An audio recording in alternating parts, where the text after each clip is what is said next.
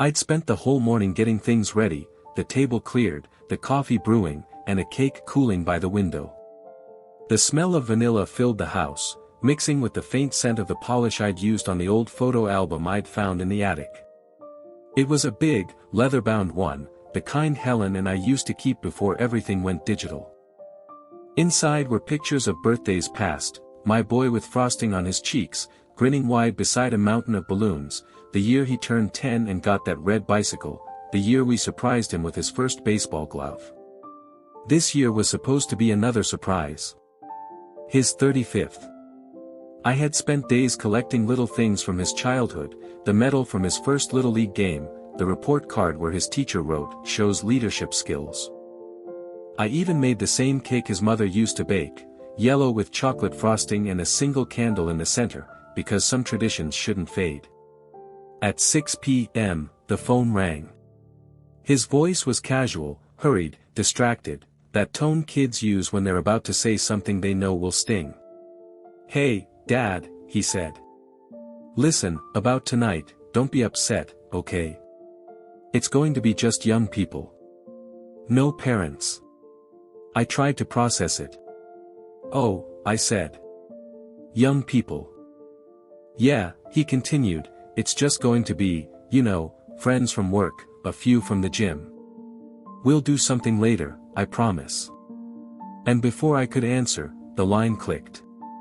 For a long while, I just stood there, the receiver still pressed to my ear, the hum of the disconnected line filling the room. I looked at the cake. Still warm. The frosting set perfectly, smoother than I'd managed in years. The photo album lay open beside it, a page showing his 5th birthday, me holding him up so he could blow out the candles. I used to work double shifts back then, driving home through the night just to make it in time for his parties. I never missed a single one. Even when money was tight, there was always a cake, a candle, and laughter. I thought that mattered. Now, at 68, I stood in a quiet kitchen with a birthday cake no one wanted. Outside, the street was alive with noise, cars passing, neighbors chatting, music faint in the distance.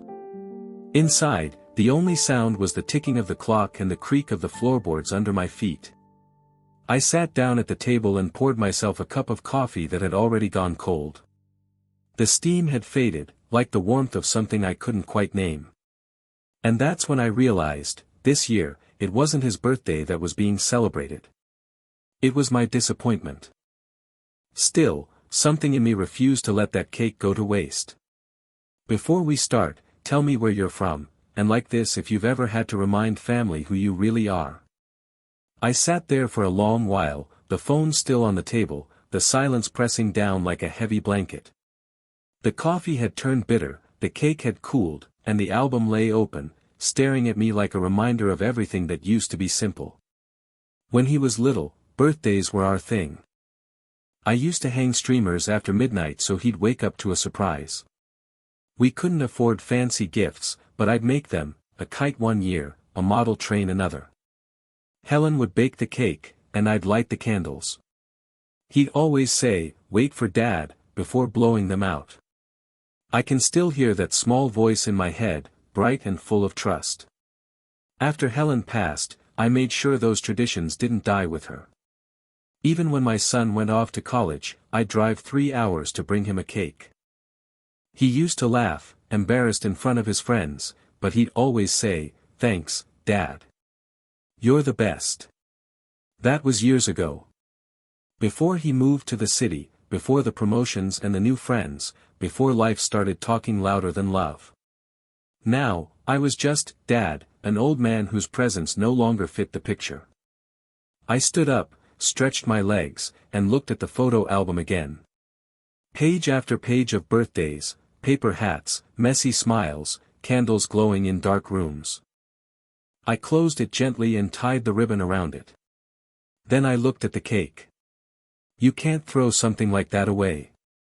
Not when it carries years of meaning in every layer of batter. So I put it in a box, packed it carefully, and wrote on the lid in big, uneven letters, "For sharing." I didn't have a plan yet, just a feeling that I couldn't spend the evening in that house. The walls felt too close, too full of echoes. So I put on my coat, grabbed the cake, and stepped out into the cool evening air. The sun was setting behind the houses, painting everything gold.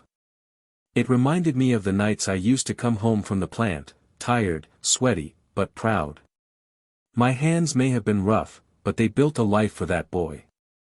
Every dollar, every hour, every ache in my back had gone toward him having something better. I guess I thought love like that earned a permanent place at the table. I walked for a while, down familiar streets that looked different now, new houses, new faces. My knees ached, but I didn't stop. I just kept going, holding the box like it was something fragile, which, I suppose, it was. I ended up outside the small orphanage I'd volunteered at for years. It wasn't much, an old brick building with a peeling sign and a swing set out back. The lights were still on. Inside, I could hear the laughter of children, the kind that shakes the walls and makes you forget every ache you've ever felt. I hadn't planned to go there, but standing outside, listening to that sound, I knew exactly where the cake belonged. I walked up to the door and knocked. A young woman opened it, one of the volunteers. Her face lit up. "Mr. Parker. We weren't expecting you tonight." "Didn't plan to come," I said. "But I've got something I think belongs here." When she saw the cake, she smiled. "Oh, the kids will love that." As I followed her inside, the smell of crayons, soap, and warm bread hit me, the smell of real life. The kids gathered around, their eyes wide. One of them, a little girl with messy curls, asked, "Whose birthday is it?" I smiled and said, "Yours, if you want it to be." We cut the cake together. Frosting smeared on fingers, crumbs on the floor, laughter echoing down the hall. They didn't care who I was or why I was there. They just cared that someone had brought joy through the door. For the first time that night, I didn't feel unwanted. I felt useful. When the candles melted down and the last piece was eaten, one of the boys hugged me around the waist and said, "You should come back next year." I looked down at him, my throat tight, and nodded. "Yeah," I said softly. "Maybe I will."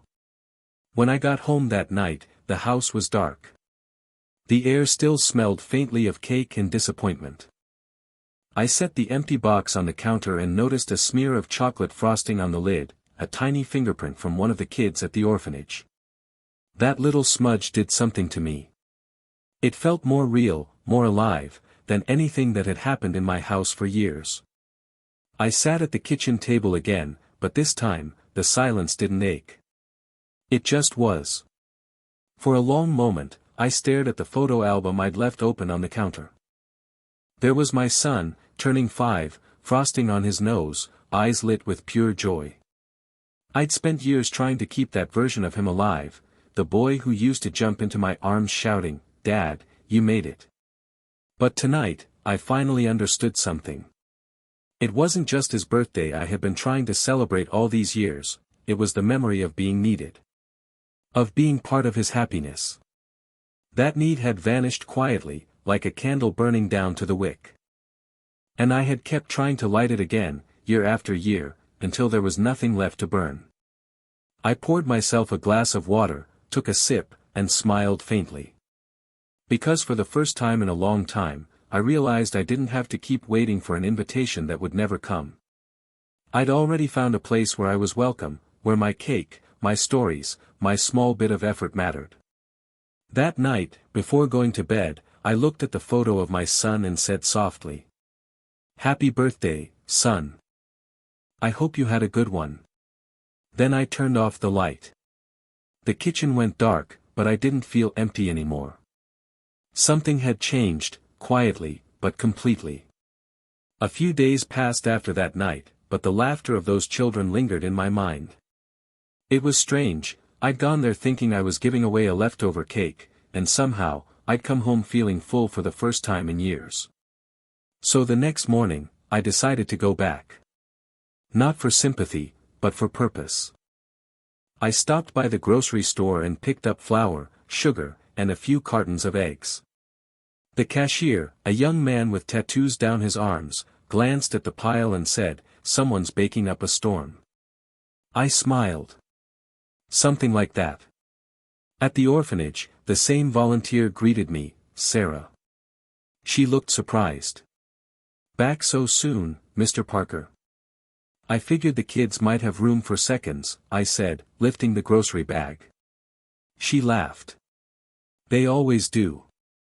That day, we baked cupcakes together. Dozens of them. The kids helped, if you can call spilling flour and eating frosting helping. The kitchen turned into chaos, little hands everywhere, voices shouting, "I want sprinkles," and, "Can I lick the spoon?" And for the first time in a long time, I wasn't the quiet man in the corner. I was part of something loud, messy, and good. When we finished, I gathered the kids in the rec room and said, "All right, listen up. From now on, today's a special day. Not anyone's birthday, it's a day for kindness. No gifts, no balloons, just good food and better company." They looked at me like I'd invented a holiday. Maybe, in a way, I had. That's how it started, the day of kindness. The kids decorated the room with paper hearts and construction paper candles. We sang songs that didn't rhyme and danced without rhythm.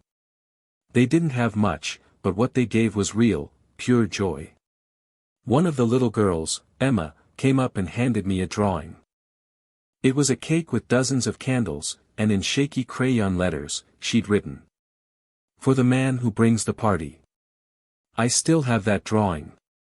It's taped to my fridge, a little crooked, with fingerprints of icing on the corner. After that, I started coming once a month.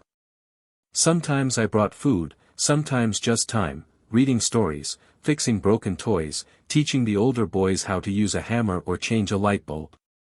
Sarah started calling me our honorary grandpa. Word got around the community, too. A few local families began donating supplies. The baker from the corner shop started sending over bread that didn't sell. Even the tattooed cashier stopped me one day and handed me a bag of flour. "Heard about what you're doing," he said. "Figured you could use it." And every year, on my son's birthday, I brought a cake, not to his house, but to the orphanage. The first year, it was just me and the kids.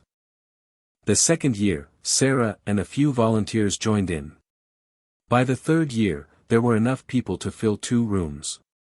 The kids never asked whose birthday it was. And I never told them. It didn't matter.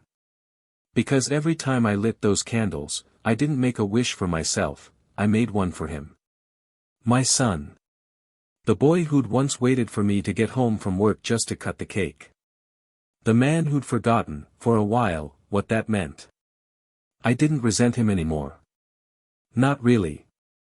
I'd found something better than bitterness, purpose. Some nights, I'd sit by the window, watching the streetlights glow against the glass, and I'd think, maybe love doesn't disappear. It just changes where it's needed. So I kept baking, and the kids kept showing up. The laughter never faded. And somewhere deep down, I knew this story wasn't finished. Life has a way of circling back, especially when kindness is involved. A year passed faster than I expected. Seasons came and went, and the day of kindness quietly became something real, something that didn't belong just to me anymore. What started as one old man bringing cake to a handful of kids had turned into a small tradition. The orphanage began marking the date on their calendar. Volunteers showed up early to decorate, and the kids started counting down the days weeks in advance. Every time I arrived, someone would shout, "Mr. Parker's here." And a wave of small voices would echo back, "Cake time." I began saving part of my pension each month just for the event. Not much, but enough to buy ingredients, some toys, and a few wrapped gifts. The first time I handed out presents, the look on their faces was worth more than any paycheck I'd ever earned. Still, deep down, I knew I was doing more than feeding children. I was building something to fill the space my own family had left empty. The truth is, after that phone call from my son, we'd barely spoken. He'd send a message on Christmas, maybe a quick call on Father's Day, the kind filled with polite pauses and half-hearted questions. I didn't hold it against him. Life had swept him into its current. He was busy, successful, surrounded by people who called him by his first name instead of son. But I also knew something he didn't. See, while he was celebrating youth and success, I'd learned that the world still needed men like me, quiet hands that could build, mend, and feed. I wasn't obsolete. I'd just been misplaced. One day in late March, Sarah, the volunteer, said to me, "You know, Mr. Parker, you should make this official." Official? Yes, she said. A registered nonprofit. The Day of Kindness. We could get community support, maybe even grants. At first, I laughed. Me? A 70-year-old man starting something new. But she was serious. And then I thought, why not? That week, with Sarah's help, I filled out the forms, wrote the mission statement, and even set up a website. The headline read, "The Day of Kindness, because everyone deserves a candle on their cake." Within weeks, donations began trickling in. A church youth group sent cupcakes. A local grocery store offered discounts on supplies. And the small-town paper, the same one that once ran an article about a retired worker bringing joy to children, reached out again. This time, they wanted a follow-up story. The reporter, a young woman named Clara, came to the orphanage with a camera.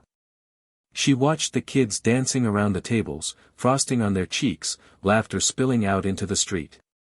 When I told her the story, how it began with a birthday I wasn't invited to, she listened in silence, eyes shining. "Can I quote you on that?" she asked. "Sure," I said.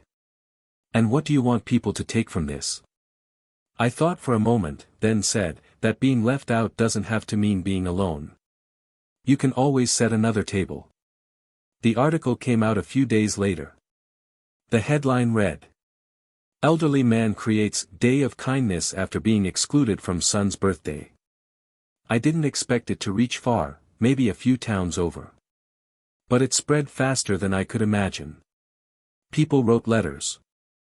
Some sent small checks or toys. Others shared their own stories, parents who hadn't heard from their children, widows who spent holidays alone, people who decided to start their own little celebrations in nursing homes, schools, even homeless shelters. It was humbling, and healing. But what I didn't expect, what I couldn't have planned, was that the story would reach my son. A week later, there was a knock on my door. I opened it, and there he was, standing on the porch, holding the newspaper in one hand. He didn't say a word at first. He just looked at me, then at the article, and finally down at his shoes. I could see the shame in his face, but also something else, pride, maybe. "Dad," he said finally, his voice low, "you made the news." I smiled. "Guess I did." You throw birthday parties for kids you don't even know?" "I do," I said. "They needed someone. And maybe I did too." He looked down, the silence stretching between us like an apology neither of us knew how to give. Then, without another word, he stepped forward and hugged me. I didn't expect it. I didn't even realize how much I'd needed it until that moment. Sometimes life doesn't hand you leverage in the form of money or power. Sometimes it gives you something better, love that survives disappointment, and the quiet strength to turn rejection into grace. And standing there, with my son's arms around me for the first time in years, I realized my plan had worked, not because I wanted revenge, but because I'd chosen kindness over bitterness.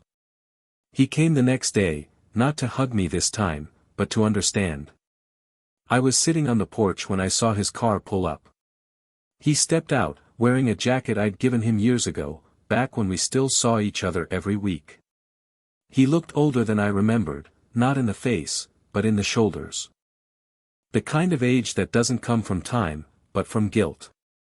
He walked up the steps, holding 2 cups of coffee. "Thought you might like one," he said. "Depends," I smiled. "Is it decaf?" He chuckled, a sound I hadn't heard in a long time. Still full strength. Guess I haven't learned. Good, I said. Some things aren't meant to change. We sat there in silence for a minute, the kind that doesn't feel awkward, just heavy. Finally, he said, I saw the video from the orphanage. The kids singing, the cake. It's beautiful, Dad. You did something really good. It wasn't a plan, I said.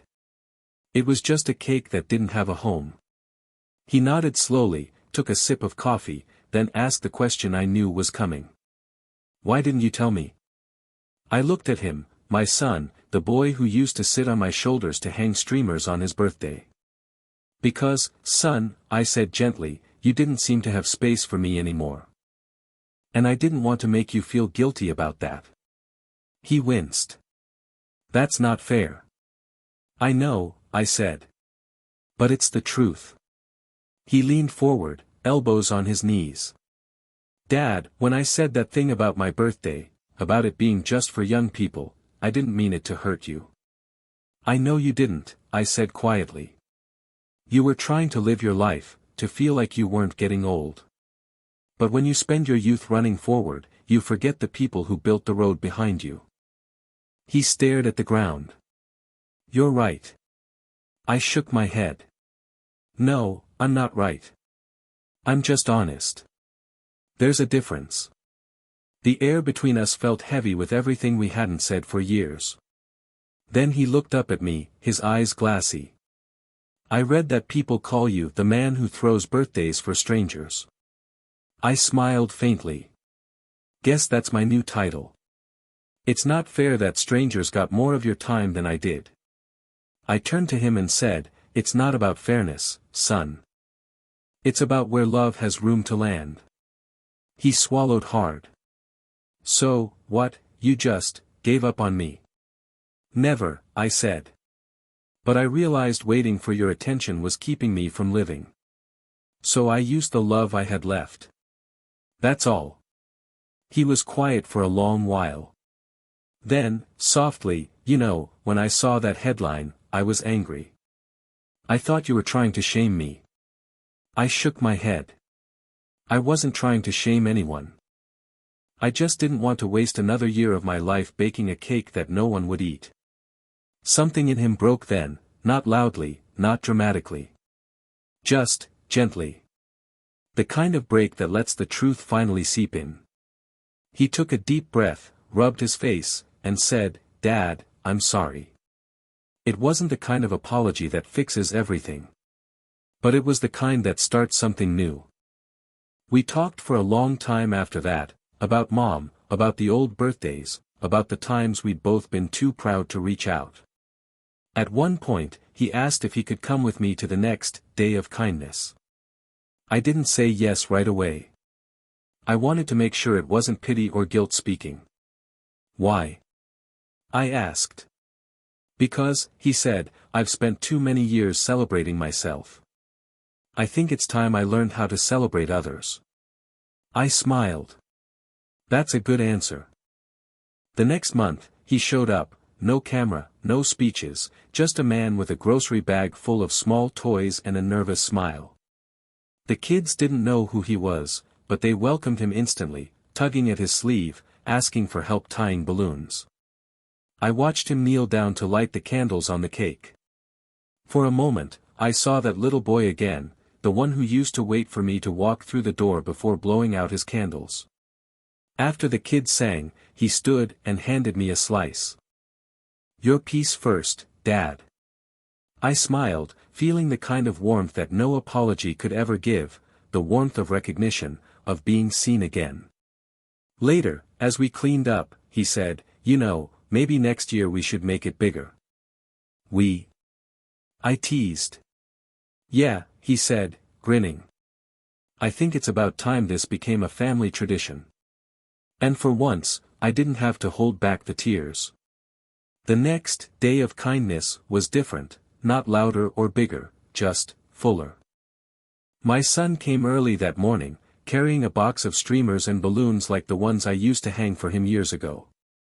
Thought we could make it look festive, he said, shrugging. I smiled. You don't have to impress me, son. Just show up. He grinned. That's the plan. Megan, his wife, who'd always been polite but distant, came too, holding a stack of wrapped gifts. The kids should have something to open, she said. And I found the same cake mix you used when he was little. I looked at her for a long second, then simply nodded. You did good. By noon, the orphanage was buzzing. The children ran in and out, their laughter spilling through the open doors. The smell of frosting and popcorn filled the air. My son was crouched by a table, showing one of the older boys how to blow up balloons without popping them. Megan was helping two little girls tie ribbons around boxes. And me? I was standing back, watching. For years, I'd imagined what it would feel like to have my family together again, but I never imagined it would happen here, in a place full of children who had no family of their own. Life has a strange way of giving back, not the way you expect, but in the way you need. When the kids gathered for the big moment, singing, clapping, candles lit, my son caught my eye. Ready? He mouthed. I nodded, and together we blew out the candles.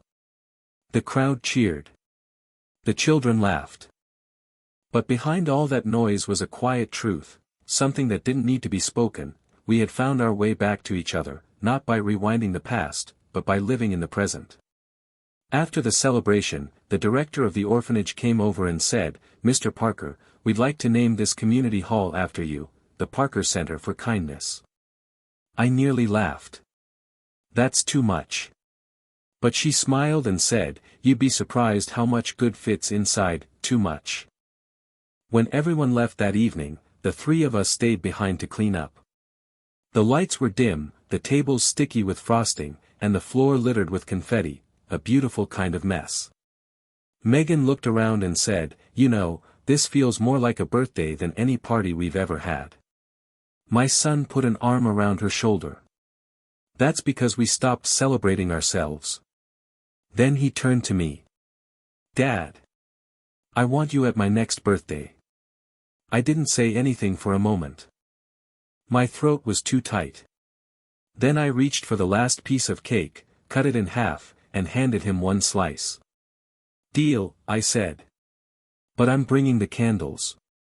He laughed, and for a moment, I could almost see Helen standing in the doorway, that soft smile of hers that always meant, you did right, John. You did right. In the weeks that followed, the story spread even further. Donations poured in from other states. Churches and schools started hosting their own days of kindness. One woman wrote to say she and her estranged daughter had reunited after reading about us.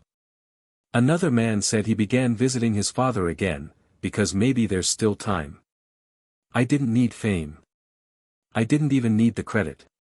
The real reward was watching my son show up every month, unloading groceries, greeting the kids by name, laughing the way he hadn't since he was a boy. Once, as we packed up after another event, he said, Dad, I wish Mom could see this. I looked at him and said, she can. She's in every smile that walks out that door. He nodded, eyes wet, then whispered, you were right about kindness. I smiled. No, son. Kindness was right about us. And just like that, the years of silence between us faded, not forgotten, but forgiven. It's been 3 years since that phone call, the one that started with, it's just for young people. Now, every year when my birthday and my son's roll around, the orphanage fills up with light and laughter. The walls are covered with handprints, streamers, and more smiles than I could ever count. We still call it the Day of Kindness, though by now it's more like a town tradition. People bring casseroles, toys, even guitars. The kids know it by heart, it's Mr. Parker's day, they shout when I walk through the door, though I always remind them, it's our day. My son never misses it. Neither does Megan. She's the one who bakes the cake now, the same yellow one Helen used to make, with thick chocolate frosting and candles that never seem to stand straight. Before the singing starts, my son always lights the candles, one for each year of his life, and one for mine. This one, he says, nodding to the extra candle, is for the day we started over. Every time he says that, the room goes quiet for a moment, just the soft sound of the flames flickering, the faces of the children glowing in their light. And then, together, we blow them out. The first year we did that, I thought of all the years I'd spent waiting for an invitation that never came. Now I realize the best invitations are the ones you create yourself, the kind that come not in envelopes, but in open doors. When the last song is sung and the last plate washed, we stay behind to clean up, the three of us, me, my son, and Megan. The kids' laughter still echoes down the halls. My son puts a hand on my shoulder and says, "Same time next year?" I smile. "You bet." Before I leave, I always take a moment to look around. The lights, the crumbs, the empty chairs, proof that something good happened here. Something honest. Outside, the evening air is cool. I look up at the sky, whisper a quiet thank you to Helen, and smile. Because now, every year, there are 2 numbers on the cake, his age and mine, and 1 message written in frosting that the kids added themselves. Love never retires.